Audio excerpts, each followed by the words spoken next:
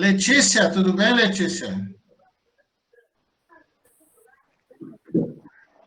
Ô, Letícia, só porque tu tá em guitarra na parede, a Kelly hoje veio com guitarra, violão, contrabaixo ali, ó.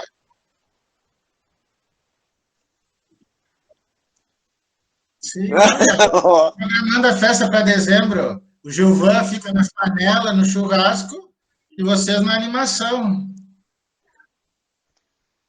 E aí a gente vai escalando, o pessoal vai fazendo os custos, o planejamento aí, né? Que nem foi começar no começo da aula, o tio Alisson prometeu que paga o choppzinho, eu coloco a carne e a Letícia e o resto do grupo tocam anima a festa. Ah, Hã? Eu? o Gilvan, o Ó, Gilvan, quem é que tá gravando essa aula aí, por favor?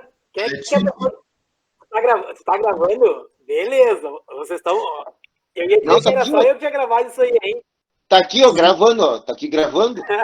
o Gilvan, ele é vegetariano, né? A carne dele é de vegetal, ele vai fazer lá Não, pimentão, churrasquinho de ovelha. pimentão com queijo, ele vai assar abacaxi e tomate. Ah, não começa, professor, não começa. Não começa a estragar as coisas. Né? A cebolinha no espeto, a perninha da ovelha, costela e alcatra. Olha aí, Opa! gravou, né? Aí Tudo que eu bom, me refiro, Sartori? hein? É outro nível. Sartori Ali que estava tá. bem assustado.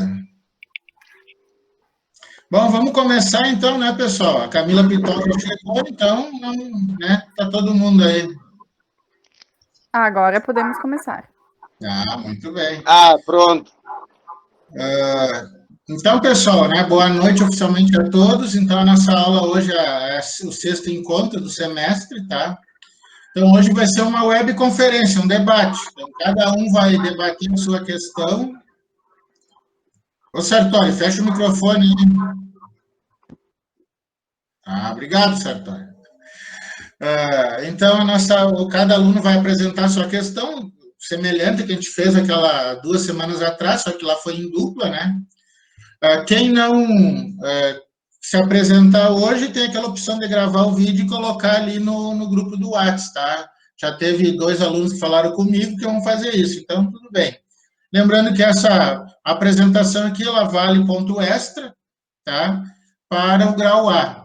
Lembrando que o grau A, você já tem uma atividade prática, já tem aquele ponto extra lá do fórum, lá sobre auditoria, na primeira e segunda aula, aquela outra apresentação e essa. E vai ter, na outra semana, já uma... Aliás, já coloquei lá no Moodle, tá? Uma próxima atividade prática, mas isso eu vou explicar no final, que aí, se quem ainda não entrou, entra na sala, que eu explico uma vez só para todo mundo, tá? Mas 2 semanas ainda pela frente aí para postar, tá? Então, fiquem tranquilos.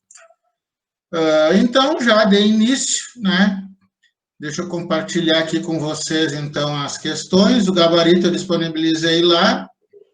Então, quem ainda tinha dúvida, tá? Era só ter pego hoje e já ter verificado lá se a questão estava certa ou não.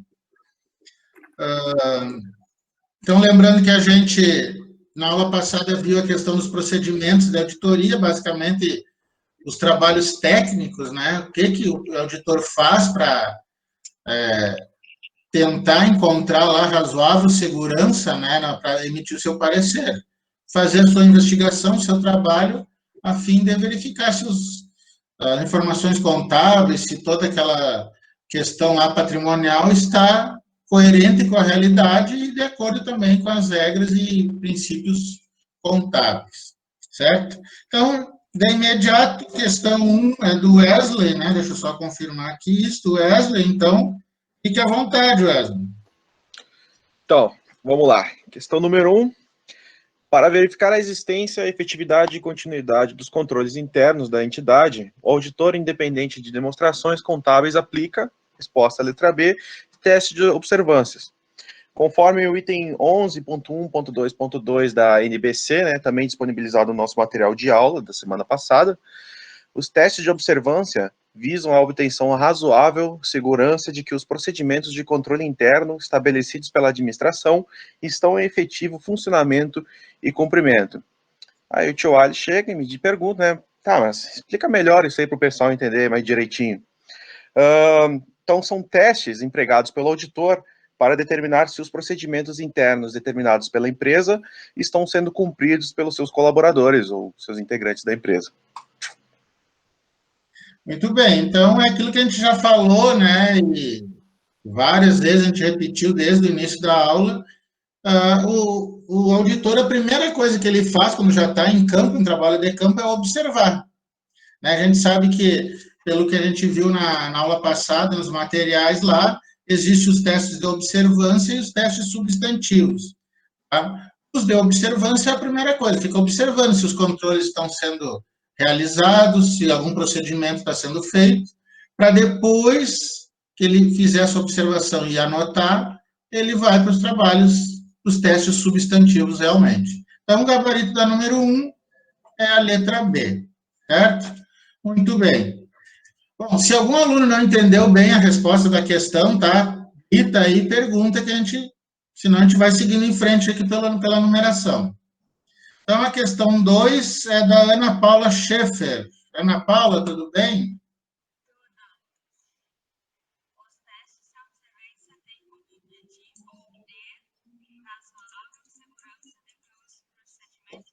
Controle interno estabelecido pela administração estão em efetivo funcionamento e cumprimento.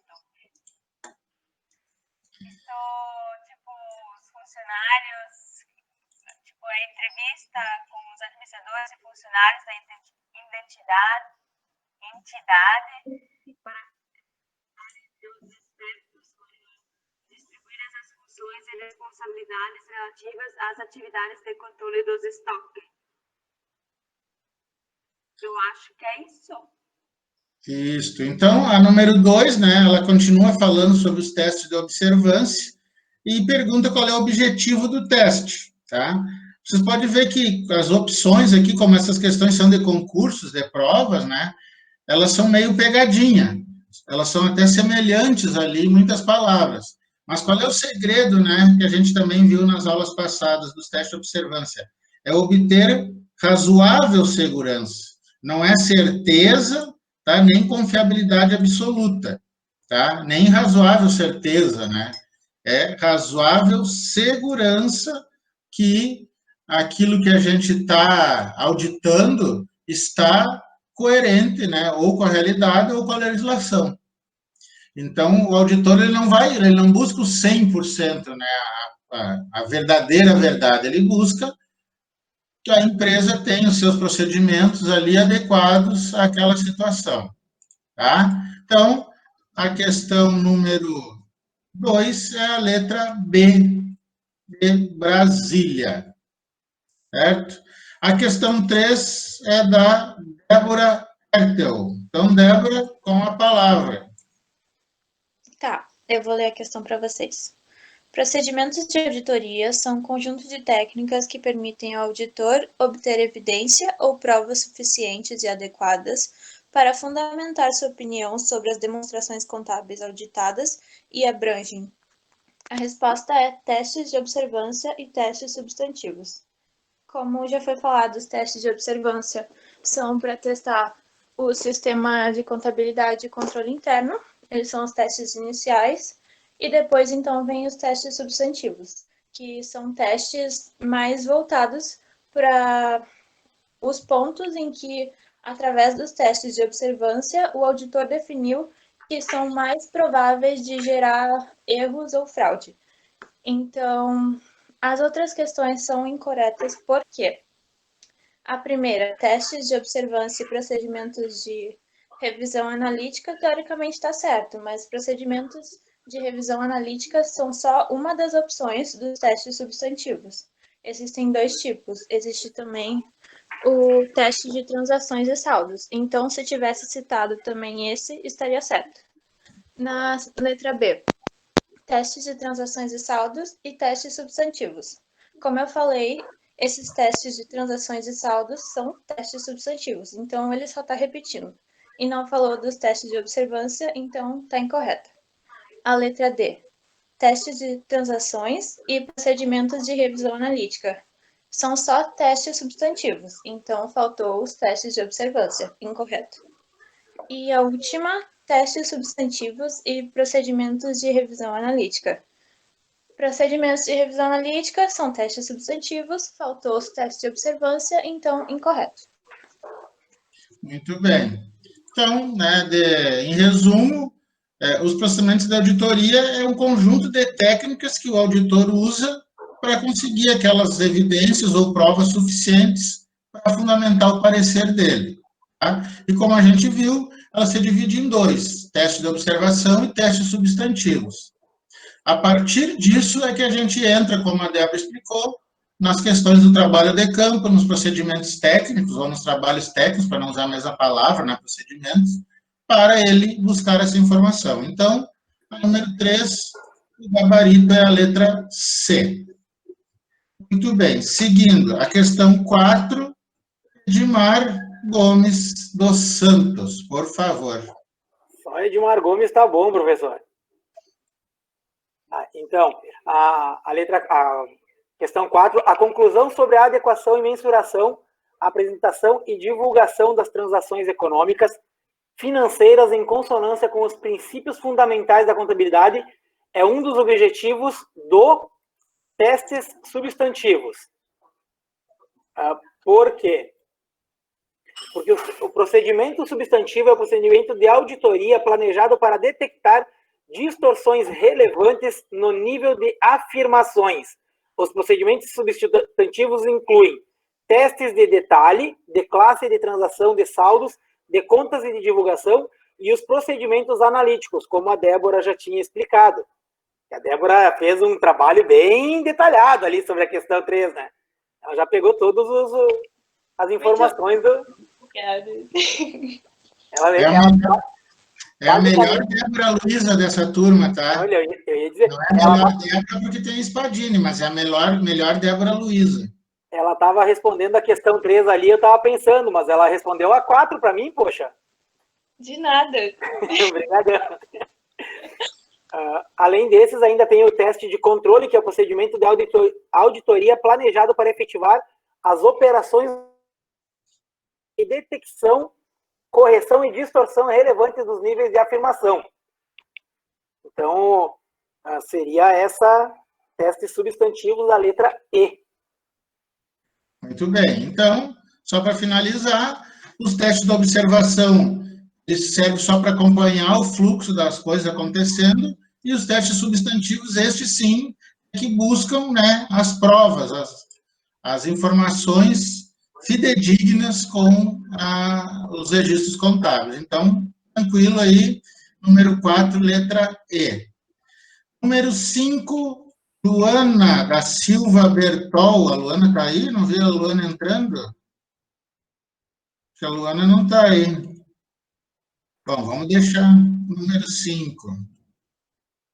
Número 6, a Rafaela vai gravar o vídeo depois. Número 7, Graziela Antunes Sartori, por favor.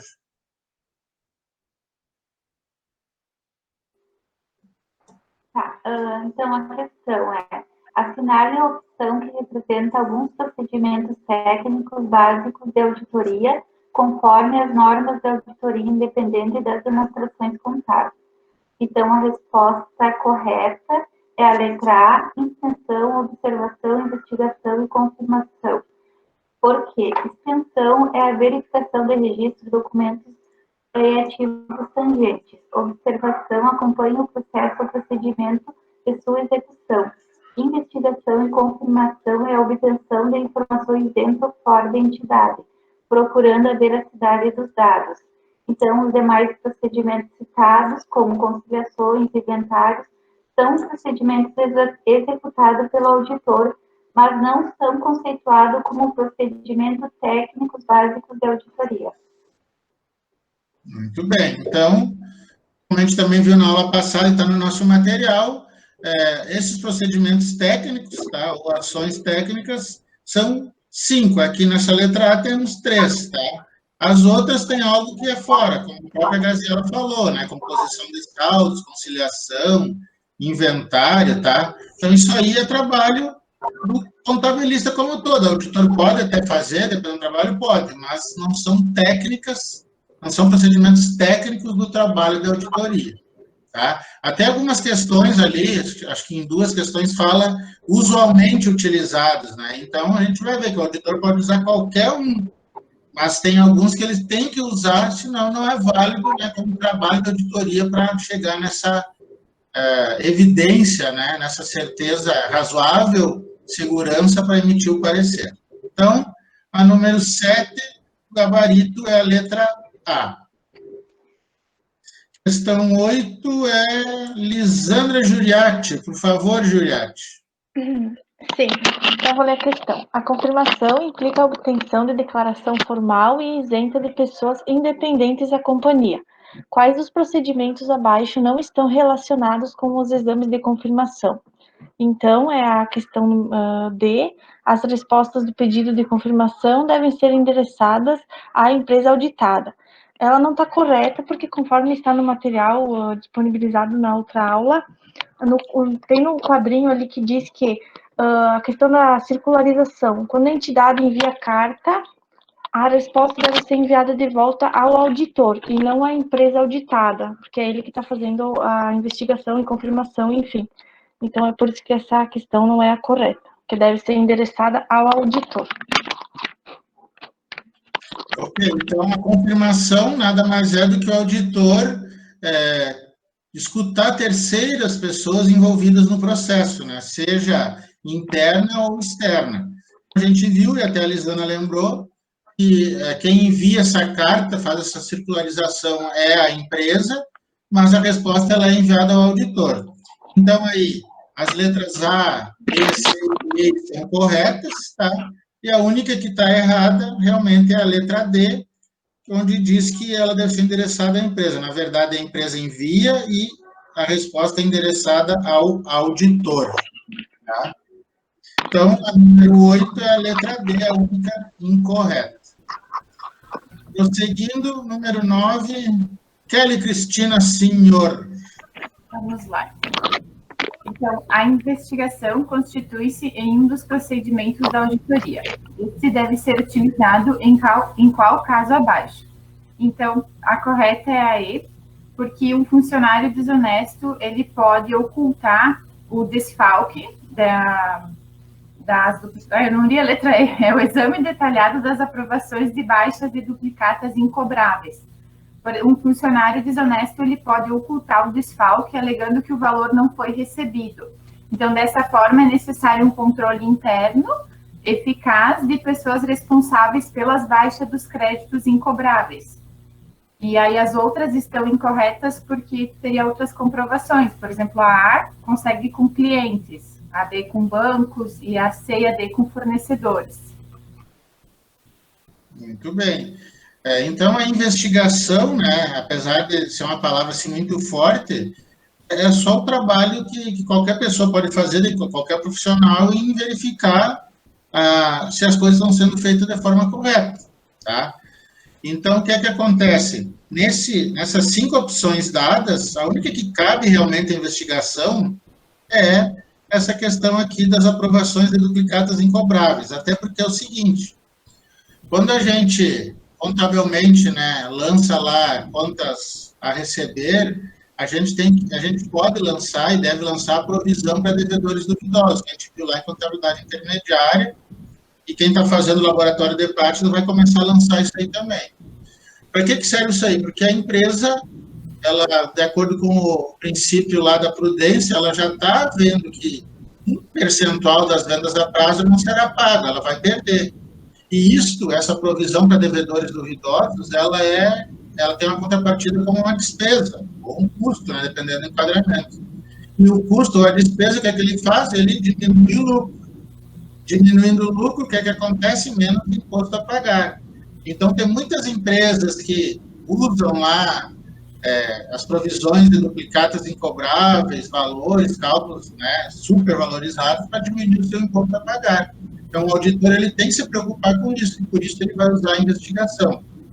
Inclusive, né, as empresas, elas que fazem isso, e tem muitas que fazem, elas ganham quando o cliente não paga duplicata, porque ela bate no seu lucro, né? No caso, ela ganha porque ela paga menos imposto, e dali um tempo ela negocia com o cliente, né? Às vezes baixa até 10% do valor inicial e ganha livre o dinheiro que o cliente devia para ela. Então, ela se beneficia pela despesa que ela perdeu, diminui o lucro, e depois pelo dinheiro que entra. Então, não existe se beneficiar duas vezes, né? Então, a empresa faz muito caixa 2 a partir disso aí.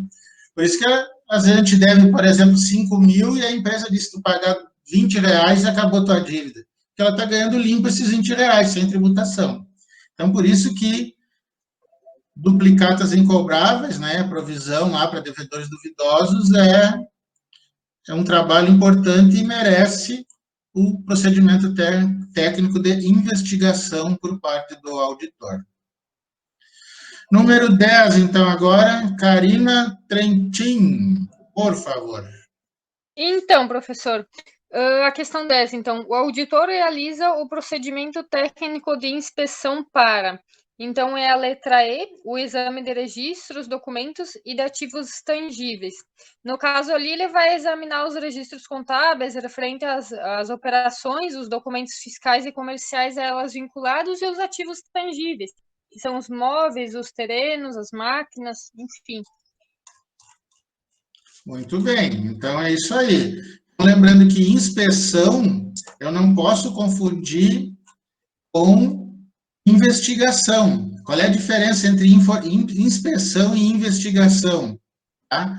A inspeção, o auditor faz nos documentos, ele inspeciona se os documentos estão ok. Já a investigação, ele precisa de outras pessoas, tanto interna quanto externa, como até a Kelly falou na questão dela, para ter essa confirmação. Então, não confundam. Investigação envolve o auditor com terceiras pessoas, com inspeção, que é o auditor sozinho com os documentos ali à frente dele. Tá? E essa questão que a Karina leu para a gente, então, inspeção para exame de registros, documentos e de ativos intangíveis, para ver se tem, por exemplo, lá uma escritura de um terreno, se tem lá nota fiscal de compra de um maquinário, tá? E se está registrado, tá? Porque a conferência de exatidão aritmética não é inspeção, muito menos, né, a confirmação aqui, nem a observação, que é a letra B, e nem também a observação aqui, essa verificação de comportamento de valores, né, teste de observação. Então, a número 10, realmente, o gabarito é a letra E. Próxima questão, número 11, a Ana Paula está com problema lá, ela já me mandou um artes aqui, ela vai gravar um vídeo depois. Então, seguindo para... Cadê a Ana Paula? Conseguiu voltar? Não? Não. Então, questão 12, a Aline Zanquete até já liberou o microfone dela, porque ela está louca para responder, né, Aline? Quero passar logo. Tá, a 12, então. Nos exames de auditoria das contas da demonstração de resultado, os seguintes procedimentos técnicos não são usualmente aplicados pelo auditor.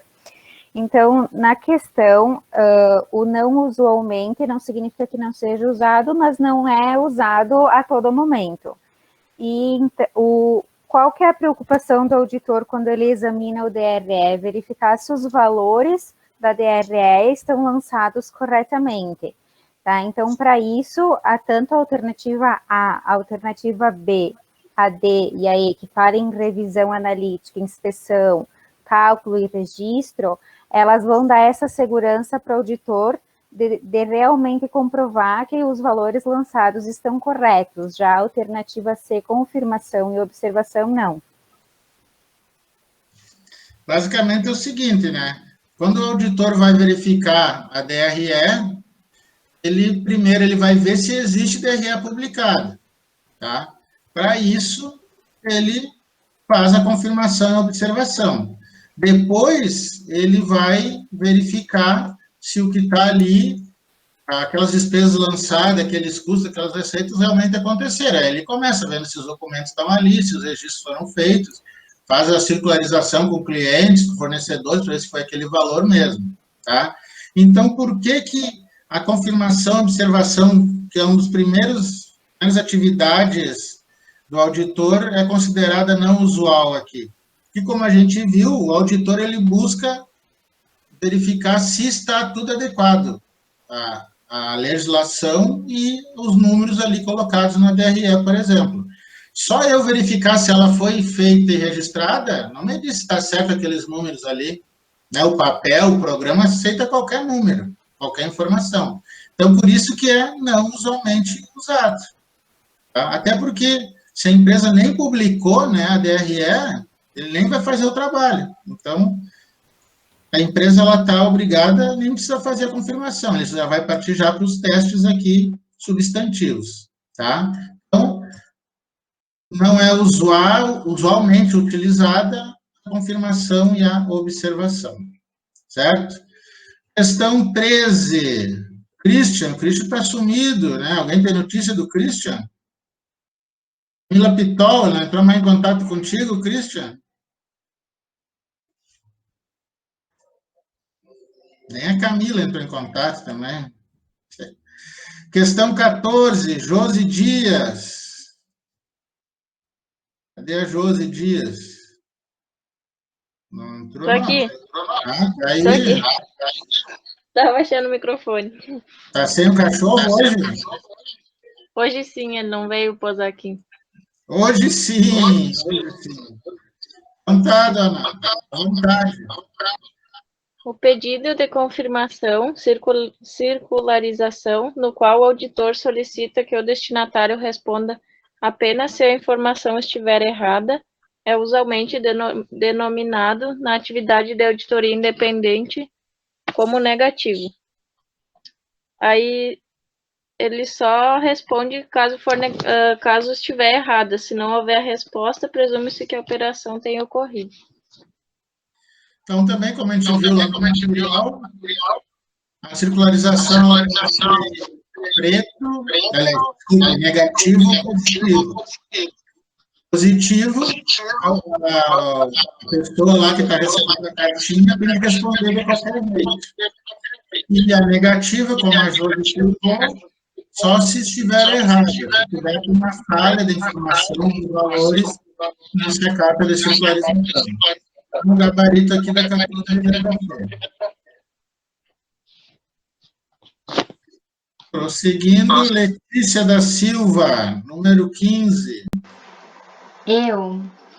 Então, para certificar-se que direitos de crédito efetivamente existem em determinada data, o auditor independente utiliza principalmente o procedimento de... Então, um dos procedimentos básicos da auditoria é a investigação e a confirmação, que é a confirmação junto a pessoas externas e internas a veracidade dos dados. No exercício, então, para verificar os direitos de crédito, o auditor executa o procedimento de confirmação junto aos devedores. As demais alternativas referem-se a processos internos, então ele não vai ter a certeza, a veracidade.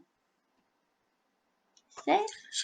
Isso aí, Leti. Então, como a Leti falou, né, o auditor tem que saber se todos aqueles valores a receber, né, direitos que estão ali no ativo, ele tem que ver se existem. E como eu disse antes, né, o papel aceita tudo.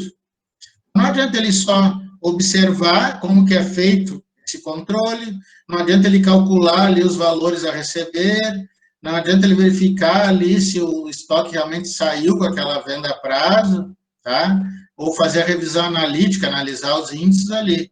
Não adianta, porque se ele não confirmar com o devedor, com o cliente que comprou, ele não vai ter a certeza que aqueles números são reais ou que aquela venda a prazo aconteceu. Claro, e não é qualquer venda a prazo, tá, pessoal? Sempre a gente tem que ter em mente a palavra relevante. Então, uma venda muito alta, um valor muito alto a receber, por exemplo, esse sim já desperta ali no auditor aquele estalo, né? Opa, vou ter que ver isso aqui para ver se é verdade ou não. Porque o que acontece quando a gente tem um ativo muito alto? A gente vai ter uma análise financeira alta, né? Para quem já fez lá índice de liquidez, né? Ativo circulante, por exemplo. e esse índice de liquidez, ele serve para uma empresa conseguir empréstimo num banco. Então, as empresas querem, às vezes, aumentar o seu ativo ali no balanço para mostrar que estão bem, né? Para o banco conceder um empréstimo para elas. Só que, às vezes, é fictício, tá? Como disse o Christian, né, que não está aí, né, contabilidade criativa, vai lançando ali para ficar bonitinho, né, maquiado o balanço patrimonial. Então, o auditor ele tem que ir em busca, né, dessa certeza, né, dessa, não certeza absoluta, mas dessa possibilidade de confirmação. Questão 16, então, Débora Spadini. Oi. 16. O procedimento de auditoria de verificação do comportamento de valores relevantes mediante índices, quocientes e outros meios, visando identificar tendências ou situações anormais, denomina-se, de acordo com o material da aula passada, letra A, revisão analítica. O auditor aplica tais procedimentos por meio de análises e índices com vista a identificar tendências atípicas. As análises são, em grande parte, semelhantes àquelas efetuadas na técnica contábil, da análise das demonstrações financeiras, tais como análise horizontal, vertical e por quocientes estatísticos. Muito bem, vocês vão fazer muito isso aí, um pouco no grau B, né, com certeza. Eu já estava planejando ali hoje alguma coisinha para o grau B já, mas bastante disso aí lá em auditoria 2 no próximo semestre, tá? Bastante prática lá de cálculos e revisão analítica, tá? Porque aqui estão os 5 métodos, né? Cada opção é aqueles 5 procedimentos básicos lá de auditoria. Inspeção é só ver se o documento está lá, tá? Conferência de cálculo é conferir se a matemática está batendo. Investigação e confirmação é entrar em contato com terceiros para ver se aconteceu. E observar é só ver se está ali. Agora, quando a gente usa índices, quocientes e outros indicadores, como a Spadini citou, aí sim é o procedimento de revisão analítica, né? Basicamente, aqueles ali, né? Análise horizontal, análise vertical, média ponderada, mediana e moda, né? Que a gente já citou também na outra aula. Parte de estatística, parte de análise de demonstrações. Então, questão 16, gabarito, letra A. Seguindo, questão 17, Bianca, tudo bem? Oi, professor, tudo bem? Tá me ouvindo? Estão me ouvindo? Claro! Bianca Kiss Parisotto? Kiss. Kiss. Muito bem. O teste referente à constatação pelo auditor de que os orçamentos para aquisição de ativos são revisados e aprovados por um funcionário adequado denomina-se. Então, a gente pode ver que para chegar nessa constatação, ele teve que testar um controle interno de uma empresa, né? Então, a resposta correta seria a letra B, teste de observância.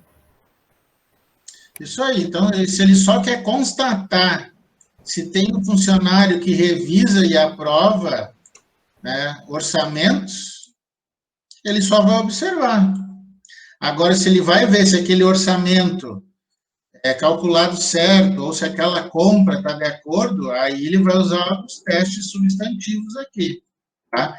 Mas se ele só vai verificar se tem um funcionário que faz isso, observância, tá? Não tem nenhum outro procedimento, né, de cálculo ou análise, só olhar e colocar lá no papel de trabalho dele, ok, existe um funcionário que faz isso conforme o controle interno assim normatizou. Então, 17, gabarito, letra B. Questão 18, então, Francine. A Francine não vi ela aí. Que não está aí também. O pessoal da Real Assessoria está trabalhando muito mesmo, hein? Questão 19, de Barão para o Mundo, Gabriel Cohan. Boa noite, professor. Tudo bueno? Tudo buenas. Bom, nessa questão 19 não tem muito mistério, né? Depois de tantas explicações. Por isso que é bom pegar o número no final. É, mais ou menos isso. Só vou ler a questão rapidinho aí. O auditor, por meio de uma listagem de dividendos, confere exatidão dos valores de pagamentos desses com as respectivas autorizações dadas em atas de reuniões de diretoria ou de assembleias de acionistas. Esse procedimento chama-se, que já foi falado antes, né, que é o cálculo, que é conferir se a matemática está certa, né, e não tem muito o que questionar, né, até depois de tantas explicações, mas olhar certo nos lançamentos, né, que nem no diário, as unetas, balancetes e tudo mais, e se realmente uma coisa confere com a outra, né. Ok, então é isso aí mesmo. Porque acontece, ó, a empresa lá dividiu o lucro com os seus acionistas, seus sócios, né? Então vai ter a ata da diretoria lá que vai estar especificando, ou a ata da assembleia, né, se é sociedade anônima, vai estar dizendo quanto é de dividendo para cada um. Então, o auditor faz a inspeção se ele pega a ata, verifica que a ata está assinada e que constou ali a divisão, tá? Ele usa a observação para verificar se realmente existe esse papel. Ele faz a investigação, que é a mesma confirmação, entrando em contato com os sócios, pedindo, né, pelo meio da circularização, que eles digam, o seu dividendo é esse valor, tá? Aí, né, se é positivo ou negativo, ele vai responder. Agora, o que a questão pede, que é a exatidão do valor, para ver se o pessoal fez a distribuição certa, é o cálculo. Não adianta a ata dizer que é 5% para cada um, se o tio Ali da vida vai lá e calcula 6%, calculou errado, né? Pode ter, a matemática é um dos males do brasileiro. Então, o auditor usa o cálculo justamente para, em conjunto com os demais, para confirmar se os valores de dividendos estão exatos e todos estão legalizados pelas atas da diretoria ou da assembleia. Então, o gabarito da 19 é a letra D. Seguindo, questão 20, Daiane Baldissera. Boa noite. Baldissera. Baldissera, sempre pergunto isso aí, né? Muito tempo atrás eu usava Baldissera, agora Baldissera, sei lá, tudo igual, né, professor? Tudo bem. Bom, eu vou falar sobre a questão 20, então, que pede o seguinte: o acompanhamento para verificar os procedimentos de contagem física de barras de ouro no cofre de um determinado banco é denominado inspeção. Na verdade, professora, vou ser bem sincera, eu fiquei um pouco na dúvida nessa questão quanto à letra B, que seria conferência, né? Mas daí eu verifiquei melhor e seria inspeção, porque a inspeção ela tem o efeito de olhar, examinar, verificar, e na verdade também é realizada a inspeção para garantir que a quantidade está correta, né? Isso aí. Então, geralmente, né, não é só tu que tem essa dúvida, né? Geralmente, quando os alunos estão estudando auditoria aí, há uma certa confusão entre inspeção e conferência, mas a conferência ela só verifica se tem a documentação, né? Até que eu citei antes a diferença entre investigação e conferência. Então, a conferência verifica se tem lá o extrato do banco dizendo que tem lá 10 barras de ouro, 20 barras de ouro. Então, isso é conferência. Agora, a inspeção é ir lá no banco, né, e justamente pedir lá para o gerente, para alguém do banco, abrir lá o cofre e contar as barras de ouro. Tá? E, lógico, não é qualquer empresa que tem barras de ouro. Então, isso aí já é um fato relevante que o auditor colocou no seu planejamento que ia verificar. Tá? Assim como, né, se não tivesse, ele ia ver outra ação, outro ato que poderia ser relevante para fazer uma inspeção. Tá? Então, inspeção, Baldissera, tem que ir lá ver em loco se tem lá, seja no estoque, seja no banco. Conferência, só ver se tem um documento que comprove aquela situação ali, entendeu? Sim, agora ficou show, entendido. Muito bem. Questão 21, Joyce Marine. Boa noite, professor. Tudo bueno. Então tá, questão 21. De acordo com a norma brasileira de contabilidade, o auditor, ao aplicar os testes substantivos, deve objetivar obter as seguintes conclusões.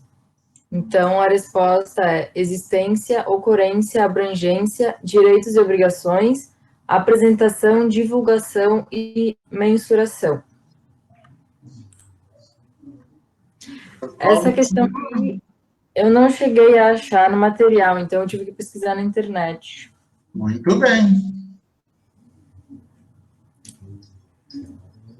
E aí?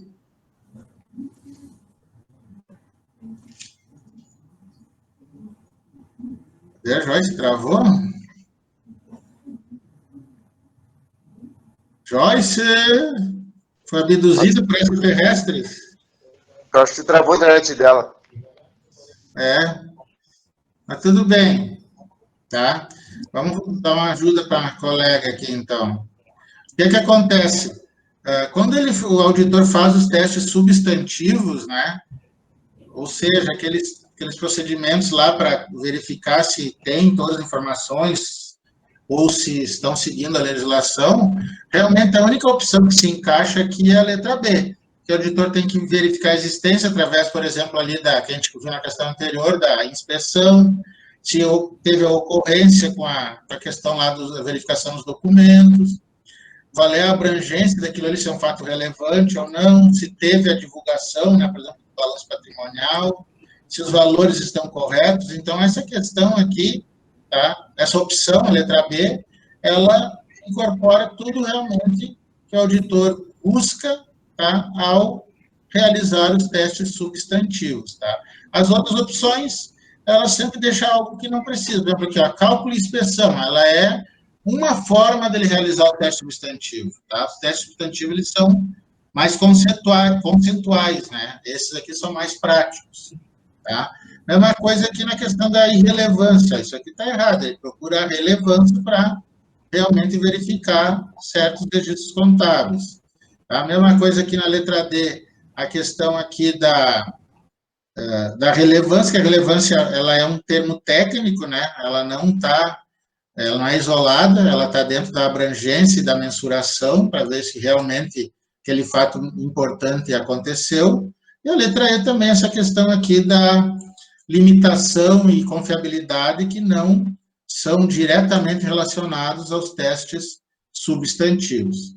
Então, realmente, a única opção que se encaixa como resposta da questão 21 é a letra B. Certo, Joyce? Saiu, foi embora, Joyce, travou tudo. Beleza, pelo menos ela marcou. Camila Pitol caiu, travou a internet também. Mandou uma mensagem aqui que vai gravar um vídeo. Não sei, tá funcionando? Estou escutando uma voz do além aqui, será que é a Camila Pitol? Tá bem ruim aqui, mas acho que vamos ver se dá. Não, vai indo, eu estou escutando. Tá. Então, vamos lá. A minha questão era a questão 22. Eu vou ler a questão. Durante a fase de testes de observância, o auditor constatou algumas imperfeições no ciclo de compras e foi necessário aumentar o nível de risco de detecção. Assim, pode-se afirmar que o auditor deve. A resposta é aumentar os testes substantivos. Porque os testes de observância, eles promovem uma segurança razoável de que os procedimentos estão sendo cumpridos e estão efetivamente corretos.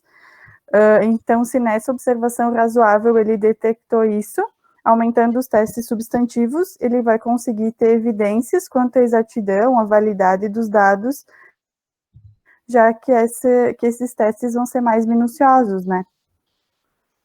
Então, acredito que seja isso.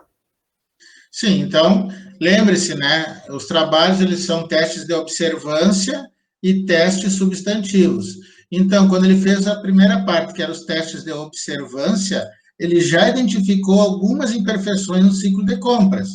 Então, tipo, sai a mercadoria, entra a mercadoria sem conferir a nota, não separa por lote, um exemplo, né? Então, se ele já viu que há imperfeições desse jeito, ele vai ter que aumentar os testes substantivos, aumentar lá a inspeção, aumentar a conferência, aumentar a investigação e a confirmação, para ver se os valores, mesmo sem ter a conferência da nota, por exemplo, estão conforme o valor que saiu do caixa, adequados ao preço do mercado. Tá? Então, isso, o auditor, para isso serve o teste de observância, para ele verificar alguma coisa que não está bem e focar os testes substantivos nessa área. Tá? Se ele não detecta nada relevante na observância, bom, ele faz o básico no teste substantivo. Tá? Mantém aquele padrão que ele já planejou na fase do planejamento de auditoria. Próxima questão, 23, o William Royeski. Não sei se o Royeski está aí. Acho que não. E, bom, acabaram as questões, né, Edmar? Não tem mais nenhuma. Faltou alguma questão? Mais duas ainda. Tem mais uma, mas quem é que vai fazer essa última questão aí? A apresentação dele, da Alessandro, número 10. Não é questão 10, é questão 24. Não é meu número. Então, por favor, Gilvan, questão 24, a derradeira questão dessa lista.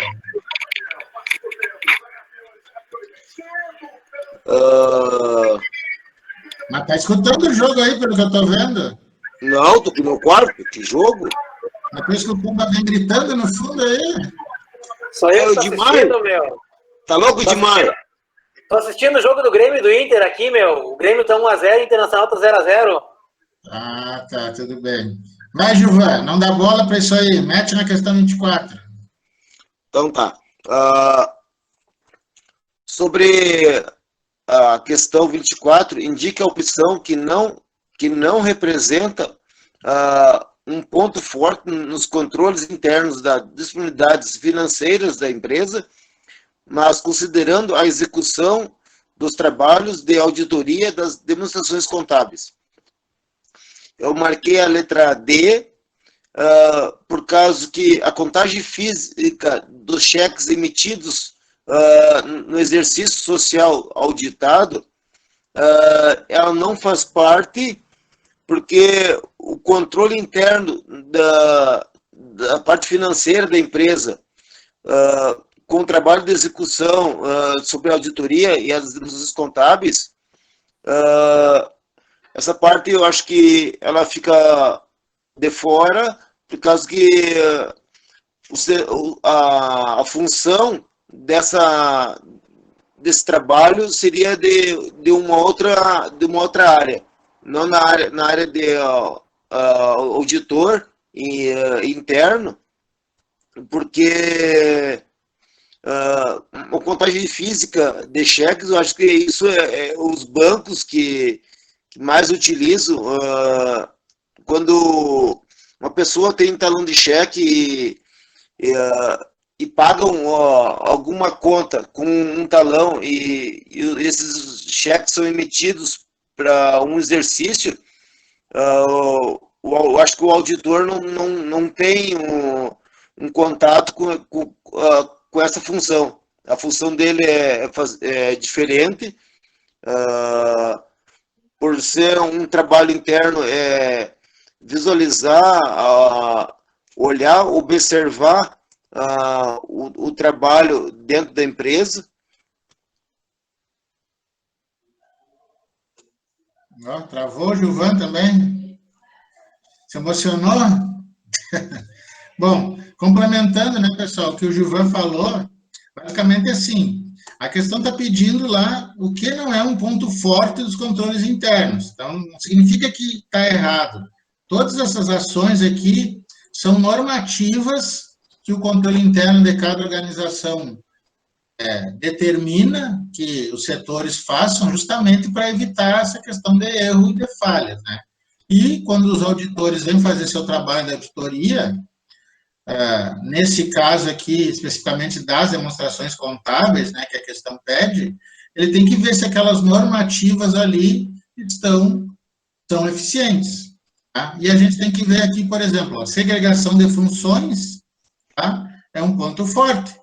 A gente não pode ter uma pessoa, né, fazendo 2, 3 coisas ao mesmo tempo. Então, duas ou três coisas que eu digo assim, que uma fiscaliza a outra. Eu não posso, né, colocar aqui alguém para controlar saldo bancário e essa mesma pessoa para registrar a conta banco ou movimento ali. Ele pode errar ou de má fé, né, omitir alguns valores ali, tá? Por exemplo, sistema formal de autorização de emissões de ordem de pagamento. Então, tem que ter algo formal, seja via sistema, seja via manual, para poder pagar um fornecedor, por exemplo. Não pode ser só tirar assim e pagar o fornecedor sem controle, tá?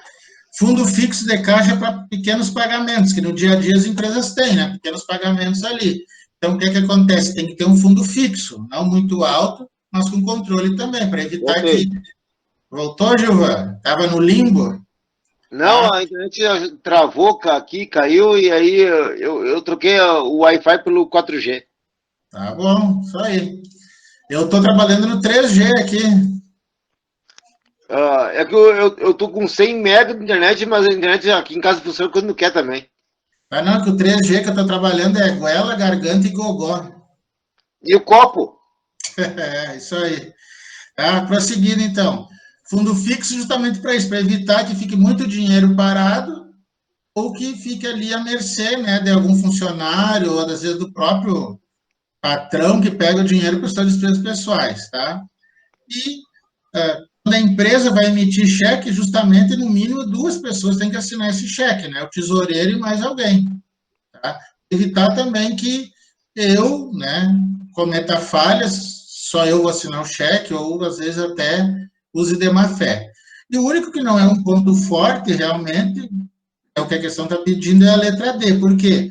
Porque não adianta eu controlar quantos cheques foram emitidos, né? Se o cheque foi feito com valor errado, se não foi para o fornecedor que eu deveria pagar, não adianta eu contar, foi 10 cheques emitidos e realmente os 10 foram compensados. Não adianta só isso. Tá? Tem que ter outros procedimentos para o controle realmente verificar que o cheque está correto e ir para o destinatário real, verdadeiro, tá? Mas não é descartado. Isso aqui é uma coisa básica, contagem física dos cheques. Agora, se os cheques são corretos, aí eu preciso de outras formas de controle para fazer. E o auditor, quando vai fazer esse trabalho, se o controle interno tem essas normas rígidas, já ajuda ele na hora dos seus testes de observância, para verificar se o que ele, controle interno, determinou, está acontecendo ali naquele momento, naquela empresa. Bom, sobre as 24 questões, né, tivemos algumas questões aí que o pessoal não respondeu, mas o gabarito está ali, né, eu já tinha disponibilizado ele. Sobre os gabaritos, sobre alguma coisa dessas 24 questões, alguma dúvida, alguma pergunta? Tranquilo, tudo certo? Joyce, voltou já?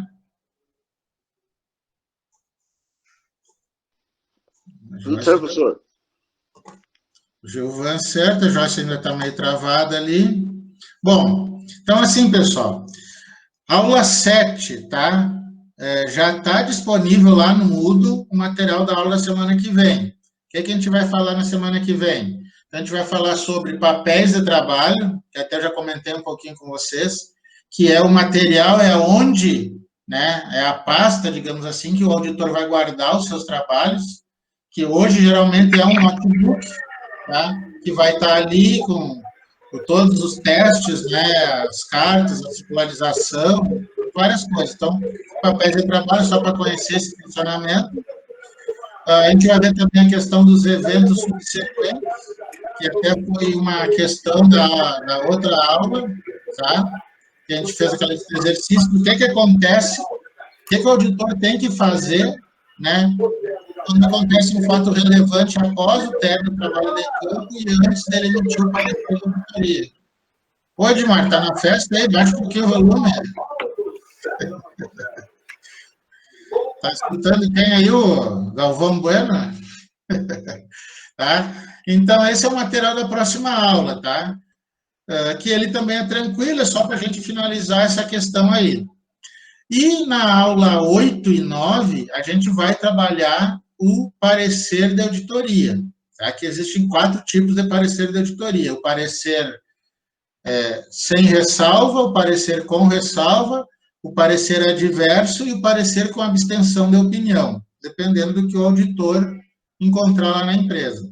Então, já disponibilizei lá no Moodle também uma atividade prática, valendo acho que 15%, que vocês vão ter que pesquisar e citar a fonte de pesquisa sobre esses 4 pareceres. O que é um parecer com ressalva? O que é um parecer sem ressalva? Se quiserem colocar um exemplo lá, fique à vontade, tá? Então, vocês vão ter até o dia, deixa eu olhar no calendário aqui, até o dia 24 de setembro para essa postagem, tá? Então, a gente vai ter já uma aula sobre pareceres, e vocês ainda não vai ter terminado o prazo ainda para postagem. Então, se não acharem, né, se não pesquisarem, isso aí tem em qualquer lugar, tá? Livro, internet, só vão em fontes confiáveis, tá?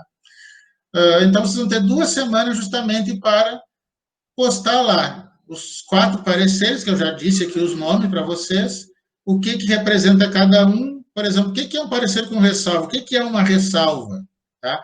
Quando que o auditor emite um parecer adverso? Tá? Então, essa é a pesquisa de vocês, 15% no grau A. Então, a gente vai trabalhar esses assuntos semana que vem, trabalhar depois os pareceres em 2 aulas, e depois já é a avaliação de grau A, que ainda não sei se vai ser presencial ou se vai ser online, vai depender aí do retorno às aulas. Está mais certo que seja online, né? Que seja ativarem, em vez da avaliação presencial. Mas isso a gente vê mais para frente, isso aí vai ser lá em outubro só. Tá? Sobre atividade prática, alguma pergunta, alguma dúvida? Muito importante é a referência, tá, pessoal? Se é de um site, se é de um artigo, se é de um livro, coloque ali, tá? Não coloque assim, copiado da Wikipédia, tá? Pode ser da Wikipédia, mas busca outro livro também, tá? No nosso plano de ensino também tem livros ali, alguns tem até em PDF na internet. Certo? Então, atividade prática. Dúvida? Nada? Tudo tranquilo? Tudo certo. Tudo certo. O Gilvan, ele é o orador da turma, ele responde pela turma, né, Gilvan? Não, eu não sou isso, mas eu respondo pela minha parte. Isso aí, pela tua quarta parte. Tá certo? Então, pessoal, nada mais tendo, tá? Muito obrigado pela participação. Esses pontos extras eu vou divulgar só depois da avaliação, né? Para ninguém ficar chorando lá que teve que descartar ponto extra. Então, eles só são usados se o aluno não tirar 10. Então, se o aluno tirou 10 nas atividades práticas e na avaliação, para que ponto extra? Tá? Agora, quem não tirar 10 vai poder usar os pontos extra aí para chegar na nota máxima. Lembrando que nota 10 ninguém tira, né? Ninguém deve tirar. É muita responsabilidade. Assim como nota 0. Então, tente tirar entre 1 e 9,9, tá? Mas não significa que eu não dê nota 10. Muitos já tiraram nota 10 aí, né? Que eu sei aqui. Tudo bem. Então, obrigado, boa noite a todos, bom trabalho. Amanhã é sexta-feira, aproveitem. E não deixe para empilhar trabalhos das outras disciplinas, tá? Vão usando o tempo disponível. Obrigado, até mais. Boa noite. Boa noite, professor. Até mais. Eita. Boa noite.